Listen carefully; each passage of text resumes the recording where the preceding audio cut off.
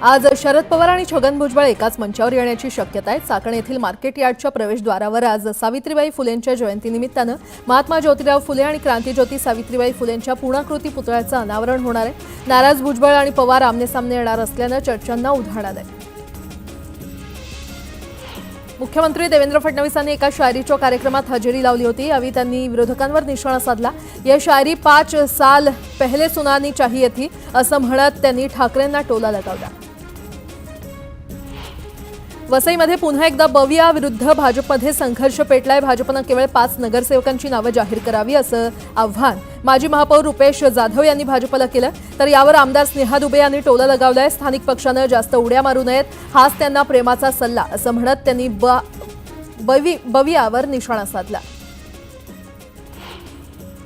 जळगावच्या पाळधी गावातील लागू असलेली संचारबंदी हटवण्यात आली आहे। जिल्हाधिकारी आयुष प्रसाद यांनी ही माहिती दिली आहे। 31 डिसेंबरच्या रात्री 2 गटात उफाळून आलेल्या वादानंतर पाळधी गावात मोठा तणाव निर्माण झाला होता। यामुळे मागील 2 दिवसांपासून गावात संचारबंदी लागू आहे। जानेवारी ते मार्च या 3 महिन्यांच्या कालावधीमध्ये देशातील बहुतांश भागात सरासरी पाऊस पडण्याची शक्यता आहे। त्यामुळे देशात थंडीचं प्रमाण देखील कमी होणार आहे असा अंदाज हवामान खात्यानं वर्तवला आहे। अप्पर वर्धा कालव्याच्या पाझरानं पाण्यानं शेतकरी त्रस्त झालेले आहेत आणि गेल्या 10 वर्षांपासून शेतकऱ्यांनी तक्रार देऊन देखील बंदोबस्त न केल्यानं शेतकऱ्याच्या पिकाची नासाडी होत असून दरवर्षी हजारो रुपयांचं नुकसान होतंय। कालव्याच्या पाझराच्या पाण्यामुळे पिकांचं नुकसान झालं, त्याची भरपाई मिळावी अशी मागणी शेतकरी करतायत। कल्याण डोंबिवली पालिका हद्दीतील 27 गावांसाठी अमृत योजनेअंतर्गत 375 कोटींच्या पाणीपुरवठा योजनेला शासनानं मंजुरी दिली आहे। त्यामुळे 27 गावांचा पाणी प्रश्न सुटणार आहे। जळगावच्या धरणगाव तालुक्यातील वराड बुद्रुक गावातील ग्रामपंचायत येथील ग्रामसेवकांच्या मनमानी कारभारामुळे गावातील विकास खुंटलाय। तसंच 61 लाखांचा निधी असून देखील गावातील विकास कामं होत नसून ग्रामसेवकाची बदली करण्याची मागणी करण्यात येते। अहिल्यानगर शहरातील कोटला बस स्थानकात औरंगाबादच्या दिशेकडून पुण्याच्या दिशेनं जाणाऱ्या मालवाहतूक ट्रक बंद पडल्यानं वाहतूक कोंडी झाली होती। शहरात अवजड वाहनांना बंदी असतानाही अवजड वाहतूक सुरू असल्यानं नागरिकांनी संताप व्यक्त केलाय। पुण्यातील राजगुरुनगरमधील 2 अल्पवयीन मुलींवर अत्याचार करून त्यांची हत्या करण्यात आली आहे। याच घटनेच्या निषेधार्थ उल्हासनगरमध्ये गोसावी समाजानं आक्रोश मोर्चा काढत निषेध केला।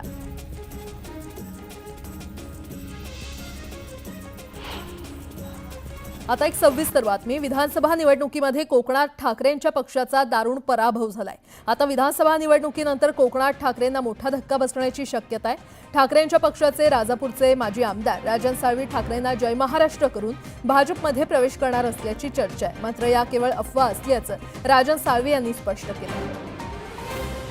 राजापूर मतदारसंघाचे ठाकरेंच्या पक्षाचे माजी आमदार राजन साळवी ठाकरेंची साथ सोडून भाजपाचं कमळ हाती घेणार असण्याची शक्यता आहे। राजापूर रत्नागिरी पट्ट्यात भाजपाला मानणारा मोठा वर्ग आहे, तर राजापूर रत्नागिरी पट्ट्यात राजन साळवींसारखा तगडा मोहरा पक्षात आल्यास भाजपाला त्याचा फायदा मिळणार आहे। राजन साळवींच्या भाजप प्रवेशावरील चर्चांवरून मवियाच्या नेत्यांनी टोलेबाजी केली आहे। लढण्याची प्रवृत्ती नष्ट झाली की माणूस सत्तेच्या मार्गाने जातो, ती लढण्याची प्रवृत्ती राजन साळवीची कमी झाली असावी म्हणून तो पळापळ करतोय। माझं त्यांचं बोलणं झालं तेव्हा त्यांनी त्यांच्या मनातली खंत नक्की व्यक्त केली, ती स्थानिक पातळीवरची होती।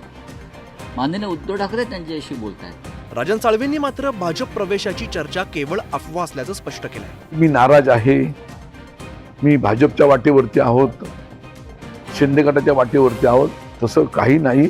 शिवसेनेतल्या फुटीनंतर उद्धव ठाकरेंच्या पक्षाला कोकणात मोठा धक्का बसलाय। ठाकरेंच्या पक्षाची घटलेली राजकीय स्पेस आपल्याकडे खेचण्याचा भाजपाचा प्रयत्न असणार इतकं नक्की। नवीन वर्षाच्या सुरुवातीलाच महाराष्ट्राचे मुख्यमंत्री देवेंद्र फडणवीस सक्रिय झाल्याचं पाहायला मिळतंय। सरकारी कर्मचाऱ्यांना पगार आणि भत्ते देण्यासाठी मुंबई बँकेत वैयक्तिक खाती उघडण्यास वित्त विभागानं मान्यता दिली। नव्या सरकारच्या नव्या वर्षातील पहिल्याच मंत्रिमंडळ बैठकीत मोठा निर्णय घेण्यात आलाय। मात्र महायुती सरकार सत्तेत येताच भाजप नेते प्रवीण दरेकर अध्यक्ष असलेल्या मुंबई बँकेत शासकीय कर्मचाऱ्यांचं वेतन आणि भत्ते जमा होणार आहे। शासकीय कर्मचाऱ्यांचं वेतन भत्ते आता मुंबई बँकेतून होणार आहे। वैधानिक लेखापरीक्षणाचा अ दर्जा आवश्यक, परंतु मुंबई बँकेचा लेखापरीक्षणाचा ब दर्जा होता।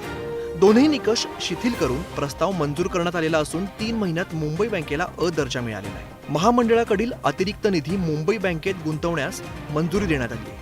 अनेक योजना आणि सरकारी उपक्रमांना मुंबई जिल्हा बँकेकडून मदत दिली गेली आहे। सरकारचं नेहमी मूल्यमापन होत असतं आणि आमची बँक अ वर्गात असल्या कारणानं निकष पूर्ण करत असल्या कारणानंच त्या ठिकाणी शासनानं अशा प्रकारचा व्यवहार करायला परवानगी दिली. दरेकरांना मंत्रिपद मिळालं नसलं तरी मुंबई बँकेवरील सरकारच्या कृपादृष्टीची राजकीय वर्तुळात चर्चा होते. एकीकडे बीड पोलीस ठाण्यात खंडणी प्रकरणी वाल्मिक कराडची सीआयडीकडून चौकशी केली जाते, तर दुसरीकडे याच पोलीस ठाण्यात 5 नवे कोरे पलंग आणले आणि चर्चेला एकच उदाहरण आलं. हे पलंग वाल्मिक कराडसाठी आणल्याची टीका विरोधकांनी केली आहे, तर सरकारनं विरोधकांचा दावा मात्र फेटाळून लावलाय. खंडणी प्रकरणातील आरोपी वाल्मिक कराडचा सध्या याच बीड पोलीस स्टेशनमध्ये मुक्काम आहे. सीआयडीच्या पथकाकडून इथल्याच पोलीस कोठडीत कराडची कसून चौकशी केली जाते. एकीकडे कराडचा बीड पोलीस कोठडीत येऊन 2 दिवसही उलटले नाहीत, तोच इथं 5 नवे पलंग आणण्यात आलेत. हे पलंग पोलीस स्टेशनमध्ये कुणासाठी आणण्यात आले असा प्रश्न आता निर्माण झालाय. अचानक नवे कोरे पलंग आणल्यामुळे विरोधकांना टीकेची आयती संधी मिळाली आहे. विरोधकांचे हे आरोप मुख्यमंत्र्यांनी फेटाळलेत. पोलिसांनी कधी त्या पोलीस स्टेशनमध्ये लाटवर झोपल्याची माहिती नाही. ते कुणाचे लाड आहेत? त्यांना केवळ प्रसिद्धी पाहिजे. पोलिसांनी स्पष्ट केलं, ॲडिशनल पोलीस कुमक तिथे आलेली आहे, ॲडिशनल पोलीस कॉन्स्टेबल त्या ठिकाणी आले आहेत. त्यांना काय जमिनीवर झोपवायचं? वाल्मिक कराड हा मंत्री धनंजय मुंडेंचा निकटवर्तीय असल्यामुळे त्याला व्हीआयपी ट्रीटमेंट दिली जात असल्याची टीका विरोधकांकडून केली जात होती.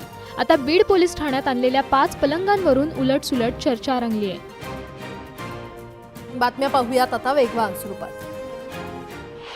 दक्षिण मध्य रेल्वेतर्फे 1 जानेवारीपासून नवीन वेळापत्रक लागू करण्यात आलं असून 22 रेल्वेंच्या वेळेमध्ये बदल करण्यात आलेत.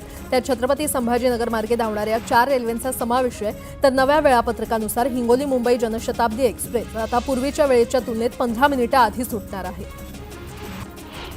दिवसेंदिवस रेल्वेतून प्रवास करणाऱ्या प्रवाशांची अतिरिक्त गर्दी लक्षात घेऊन रेल्वेनं विभागातील 9 रेल्वे गाड्यांच्या डब्यांमध्ये वाढ करण्याचा निर्णय घेतलाय. पुढील काही दिवसात या 9 ट्रेनला 2 अतिरिक्त सामान्य डबे जोडले जाणार आहेत. उत्तर प्रदेशातील कुंभमेळ्याला जाण्यासाठी विशेष रेल्वे चालवण्यात येणार आहे. विशेष रेल्वे नांदेड ते पटना चालवण्यात येणार आहे. देशातील शाळांचा सद्यस्थितीचा रिपोर्ट केंद्र सरकारनं प्रसिद्ध केल्यानंतर धक्कादायक माहिती समोर आली आहे. देशात अनेक शाळांमध्ये कम्प्युटर बंद स्थितीमध्ये आहेत, तर काही शाळांमध्ये कम्प्युटर असूनही इंटरनेट सुविधा नाहीये. देशात केवळ 57.2% शाळांमधील कम्प्युटर हे चालू स्थितीमध्ये असून 53% शाळांमध्ये इंटरनेटची सुविधा उपलब्ध नाही. क्रांतीज्योती सावित्रीबाई फुले यांच्या सन्मानार्थ ऑक्सफर्ड विद्यापीठानं भारतातील विद्यार्थ्यांच्या पदव्युत्तर शिक्षणासाठी सावित्रीबाई फुले यांच्या नावानं गेल्या 2 वर्षांपासून शिष्यवृत्ती सुरू केलेली आहे आणि या शिष्यवृत्तीत शिक्षणाची सर्व फी आणि जेवण खर्चासह अनेक सुविधा मोफत दिल्या जात आहेत. पुणे महापालिकेतील अतिरिक्त आयुक्तपदाच्या 2 जागा गेल्या 8 महिन्यांपासून रिक्त असतानाही या ठिकाणी अधिकारी नियुक्त केले जात नाहीयेत आणि त्यामुळे पुणे महापालिकेला अधिकारी का दिले जात नाहीत असाच प्रश्न या निमित्तानं उपस्थित होतोय.